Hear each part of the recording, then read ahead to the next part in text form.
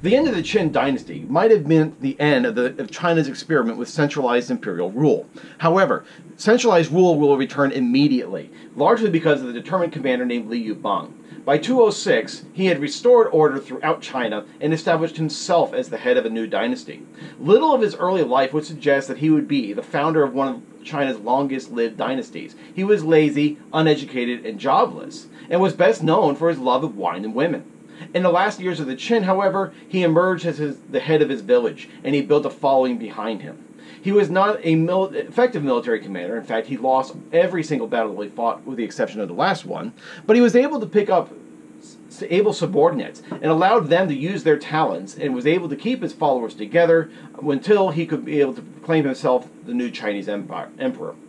Liu Bang chose the name Han for his new dynasty in honor of his homeland. The Han turned out to be one of the longest and most influential of all Chinese histories. It lasted for more than 400 years, from 206 to 220 AD, although you see a usurper temporarily displacing Han rule. Thus, historians conventionally divide it into early Han and later Han. The Han consolidated the tradition of centralized imperial rule that the Qin had pioneered. During the early Han, Liu Bang tried to follow a middle path between the decentralized network of political alliance of the Zhou and the tightly centralized state of the Qin. Zhou's decentralization encouraged political chaos because regional governors became powerful enough to resist the emperor and pursue their own ambitions. Liu Bang thought Qin centralization provided little incentive for imperial family members to support the dynasty. He thus raised many of his followers to the ranks of the nobility and rewarded them with large estates. He allotted the largest landholdings to members of the imperial family and expected their support. He divided the empire into districts governed by officials who served at the emperor's pleasure.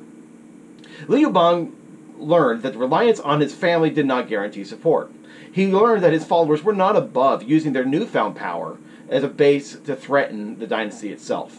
In 200 BC, an army of nomadic warriors besieged Liu Bang and almost captured him. He managed to escape, but without receiving the support of his family members. From that point on, Liu Bang and his successors followed the policy of centralization. This centralization was the result of advisors, who he despised, but because he was illiterate, had little choice but to rely upon them.